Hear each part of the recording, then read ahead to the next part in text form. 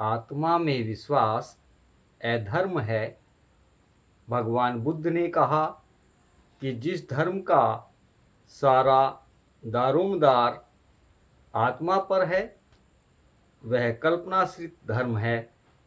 आज तक किसी ने भी न तो आत्मा को देखा है और न उससे बातचीत की है। आत्मा ज्ञात है, अदृश्य है। जो चीज वास्तव में है वह मन या चित्त है, आत्मा नहीं। मन आत्मा से भिन्न है।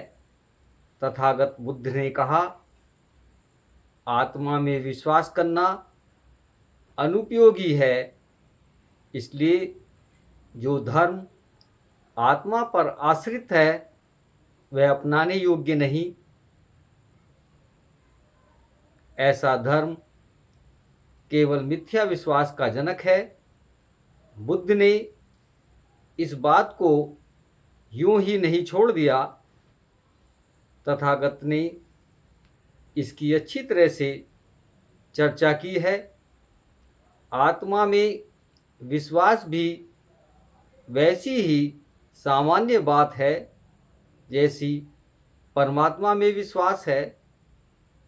आत्मा में विश्वास रखना भी ब्राह्मणी धर्म का एक अंग था।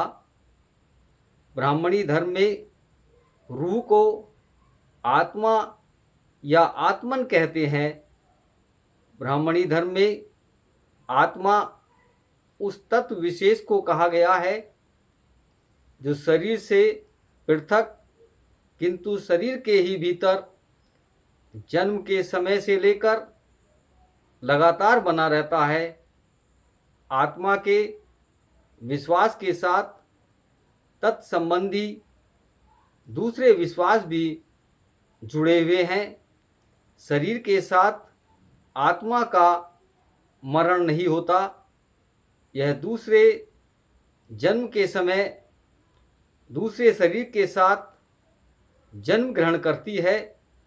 शरीर आत्मा का एक और अतिरिक्त परिधान है। क्या भगवान बुद्ध आत्मा में विश्वास रखते थे? नहीं, एकदम नहीं।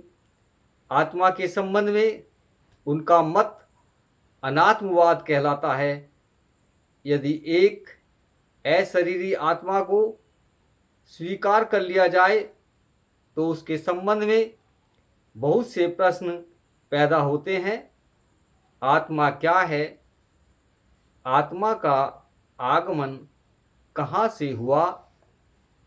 शरीर के मरने पर आत्मा का क्या होता है?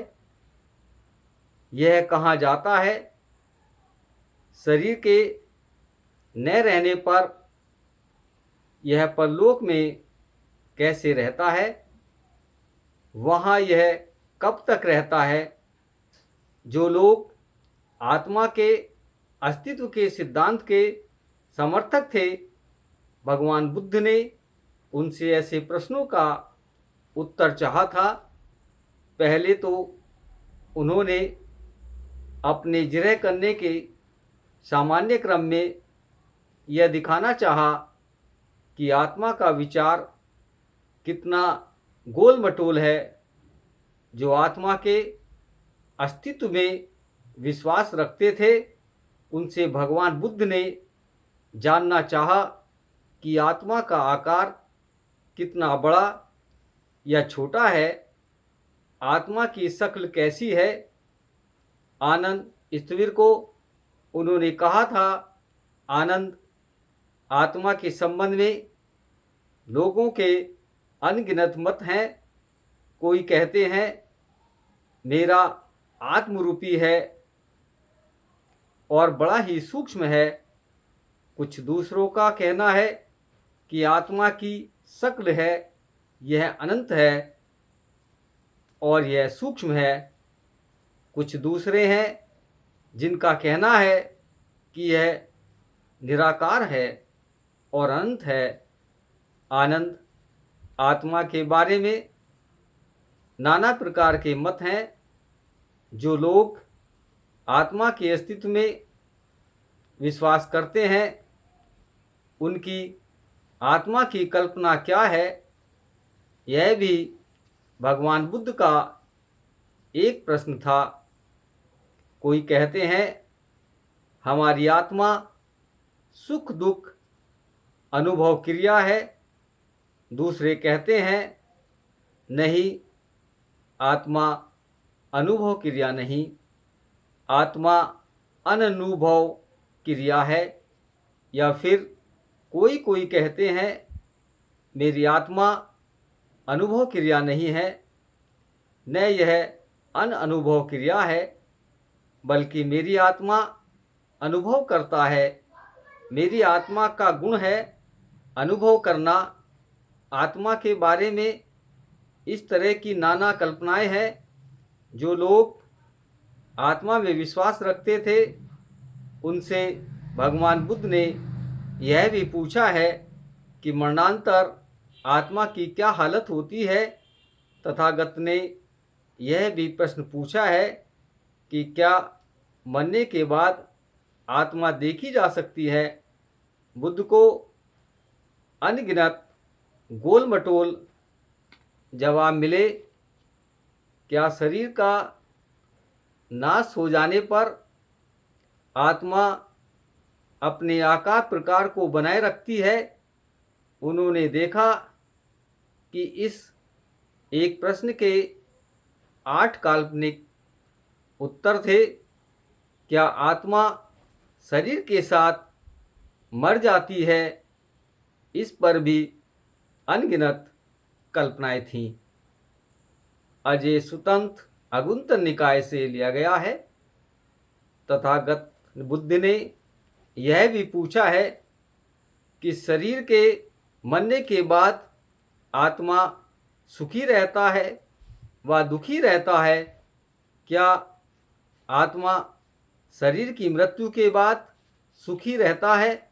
इस विषय में भी श्रमणों और ब्राह्मणों के भिन्न भिन्न मत थे। कुछ का कहना था कि यह एकदम दुखी रहता है, कुछ का कहना था सुखी रहता है, कुछ का कहना था कि यह सुखी भी रहता है, दुखी भी रहता है, कुछ का कहना था कि यह न सुखी रहता है न दुखी रहता है। आत्मा के संबंध में इन सब मतों के बारे में तथागत का वही एक उत्तर था जो उन्होंने चुंद को दिया था। चुंद को उन्होंने कहा था, हे चुंद, जो श्रमण या ब्राह्मण इन मतों में से कोई भी मत रखते हैं, मैं उनके पास जाता हूँ और उनसे पूछता हूँ, मित्र, क्या आपका यह कहना ठीक है? और यदि वे उत्तर देते हैं हाँ, मेरा मत ही ठीक है, शेष सब बेहुदा है, तो मैं उनके इस मत को नहीं मानता। ऐसा क्यों? क्योंकि इस विषय में लोगों के नाना मत हैं। मैं उनसे भी किसी भी एक मत को अपने मत से श्रेष्ठ मानने की तो बात ही नहीं, अपने मत के समान स्तर पर भी नहीं मानता। अब महत्वपूर्ण प्रश्न यह है कि आत्मा के अस्तित्व के सिद्धांत के विरुद्ध भगवान बुद्ध ने कौन कौन से तर्क दिए हैं। भगवान बुद्ध ने आत्मा के विरुद्ध भी सामान्य रूप से वे ही तर्क दिए हैं जो उन्होंने परमात्मा के विरुद्ध दिए हैं। उनका एक तर्क तो यही था कि आत्मा की चर्चा उतनी ही बेकार व अनुपयोगी है जितनी परमात्मा की चर्चा। उनका तर्क था कि आत्मा के अस्तित्व में विश्वास सम्यक दृष्टि के विकास में उतनी ही बाधक है जितना परमात्मा का विश्वास। उनका तर्क था कि आत्मा में विश्वास भी उतना ही मिथ्या विश्वास का घर है जितना परमात्मा में विश्वास करने की अपेक्षा भी अधिक खतरनाक था, क्योंकि इससे इतना ही नहीं होता कि पुरोहितों का वर्ग पैदा हो जाता है, इससे इतना ही नहीं होता कि मिथ्या विश्वासों के जन्म का रास्ता खुल जाता है, बल्कि आत्मा के विश्वास के फलस्वरूप आदमी के जन्म से मरण पर्यंत उसके समस्त जीवन पर पुरोहित शाही का अधिकार हो जाता है। इन्हीं सामान्य तर्कों के कारण कहा जाता है कि भगवान बुद्ध ने आत्मा के बारे में अपना कोई निश्चित मत अभिव्यक्त नहीं किया। कुछ दूसरे लोगों का कहना है कि उन्होंने आत्मा के सिद्धांत का खंडन नहीं किया। कुछ औरों ने कहा है कि भगवान बुद्ध हमेशा इस प्रश्न को बचा जाते थे। ये सभी मत एकदम गलत है, क्योंकि महाली को भगवान बुद्ध ने स्पष्ट रूप से निश्चित शब्दों में यह कहा था कि आत्मा नाम का कोई पदार्थ नहीं है। महाली सुतंत दीर्घ निकाय अध्याय 1 के 6 से लिया गया है। इसलिए आत्मा के संबंध में तथागत का मत अनात्मवाद कहलाता है। आत्मा के विरुद्ध सामान्य तर्क के अतिरिक्त भगवान बुद्ध ने विशेष तर्क भी दिया है, जो कि उनके अनुसार आत्मा के सिद्धांत के लिए एकदम मारक तर्क ही था। आत्मा के अस्तित्व की स्थापना के मुकाबले में भगवान बुद्ध का अपना सिद्धांत था नाम रूप का सिद्धांत। यह नाम रूप का सिद्धांत विभज्यवाद द्वारा परीक्षण का परिणाम है। मानव व्यक्तित्व अथवा मानव के बड़े ही सूक्ष्म कठोर विश्लेषण का परिणाम है। नाम रूप एक प्राणी का सामूहिक नाम है। भगवान बुद्ध के अनुसार हर प्राणी कुछ भौतिक तत्वों तथा कुछ मानसिक तत्वों के सम्मिश्रण का परिणाम है। वे भौतिक तथा मानसिक तत्व स्कंध कहलाते हैं। रूप स्कंध प्रधान रूप से पृथ्वी, जल, वायु तथा अग्नि, इन 4 भौतिक तत्वों का परिणाम है। वे रूप अथवा शरीर है। रूप स्कंध के अतिरिक्त चित्त चैतसिकों का समूह नाम स्कंध है, जिससे एक प्राणी की रचना होती है। इस नाम स्कंद को हम विज्ञान अर्थात चेतना भी कह सकते हैं। यूं इस नाम स्कंद के अंतर्गत वेदना 6 इंद्रियों तथा उनके विषयों के संपर्क से उत्पन्न होने वाली अनुभूति, संज्ञा तथा संखार अर्थात संस्कार हैं। विज्ञान भी इन तीनों के साथ शामिल किया जाता है। इस प्रकार पूर्व के 3 चैतसिक और विज्ञान अर्थात चित्त को मिलाकर नाम स्कंद होता है। एक आधुनिक मानस शास्त्रवेत्ता कदाचित इसे इस रूप में कहना पसंद करेगा कि चित्त ही वह मूल स्रोत है जिससे सभी चैतसिक उत्पन्न होते हैं, अथवा चैतसिकों के समूह विशेष का नाम ही चित्त हो जाता है। विज्ञान या चित्त किसी भी प्राणी का केंद्र बिंदु है। पृथ्वी, जल, अग्नि और वायु, इन 4 तत्वों के सम्मिश्रण से विज्ञान उत्पन्न होता है। बुद्ध द्वारा प्रतिपादित विज्ञान की उत्पत्ति के इस सिद्धांत पर एक आपत्ति उठाई जाती है। जो इस सिद्धांत के विरोधी हैं वे पूछते हैं, विज्ञान अर्थात चित्त की उत्पत्ति कैसे होती है? यह सत्य है कि आदमी के जन्म के साथ विज्ञान अर्थात चित्त की उत्पत्ति होती है और आदमी के मरण के साथ विज्ञान अर्थात चित्त की विनाश होता है। लेकिन साथ ही यह कहा जा सकता है कि विज्ञान अर्थात चित्त चार तत्वों के सम्मिश्रण का परिणाम है। भगवान बुद्ध ने इसे इस रूप में नहीं कहा कि भौतिक तत्वों की सहस्थिति अथवा उनके सम्मिश्रण से विज्ञान अर्थात चित्त की उत्पत्ति होती है। तथागत बुद्ध ने इसे इस रूप में कहा है कि जहाँ भी शरीर या रूप काय है वहाँ साथ साथ नाम काय भी रहता है। आधुनिक विज्ञान से एक उपमा लें, जहाँ जहाँ विद्युत क्षेत्र इलेक्ट्रिक फील्ड होता है वहाँ वहाँ उसके साथ आकर्षण क्षेत्र मैग्नेटिक फील्ड रहता है।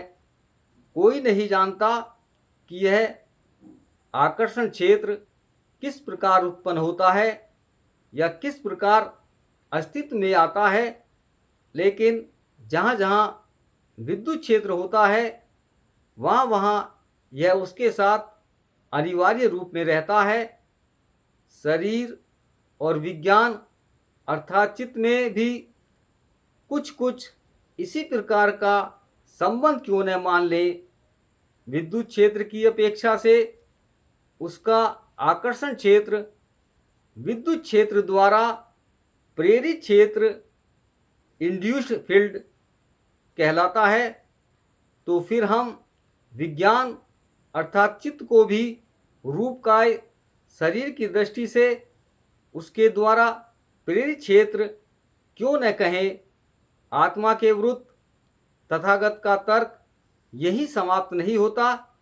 अभी विशेष महत्वपूर्ण वक्तव्य शेष है। जब विज्ञान अर्थात चित्त अर्थात चेतना अभी विशेष महत्वपूर्ण आदमी वक्तव्य शेष है। जब विज्ञान चित्त चेतना का उदय होता है तभी आदमी जीवित प्राणी बनता है। इसलिए विज्ञान चित्त चेतनता आदमी के जीवन में प्रधान वस्तु है। विज्ञान की प्रकृति है ज्ञान मूलक, भावना मूलक और क्रियाशील।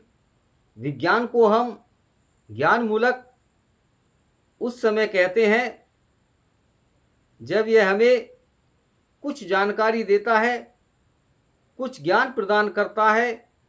वह ज्ञान रुचिकर भी हो सकता है और अरुचिकर भी हो सकता है। वह अपने भीतर घटने वाली घटनाओं का भी हो सकता है, बाह्य घटनाओं का भी हो सकता है। विज्ञान को हम भावना मूलक उस समय कहते हैं जब यह चित्त की उन अवस्थाओं में उपस्थित रहता है जो अनुकूल अनुभूतियों भी हो सकती है और प्रतिकूल अनुभूतियां भी। जब भावना मूलक ज्ञान वेदना अर्थात अनुभूति की उत्पत्ति का कारण बनता है, विज्ञान अपनी क्रियाशील अवस्था में आदमी को उद्देश्य विशेष की सिद्धि के लिए कुछ करने की प्रेरणा देता है। क्रियाशील विज्ञान ही संकल्पों का या इरादों का जनक है।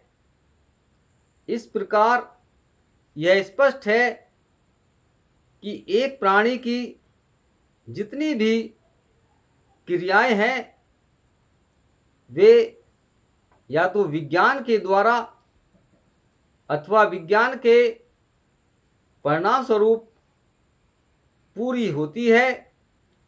इस विश्लेषण के बाद भगवान बुद्ध प्रश्न करते हैं कि वह कौन सा कार्य है जो आत्मा के करने के लिए बचा रहता है। आत्मा के जो कार्य माने जाते हैं वे सब तो विज्ञान अर्थात चित्त द्वारा हो जाते हैं, जिसका कोई कार्य ही नहीं। ऐसा आत्मा एक विहुद्गी है।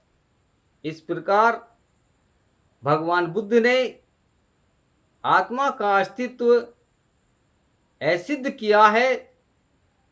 यही कारण है कि आत्मा का अस्तित्व स्वीकार करना अधर्म है। नमो बुद्धाय।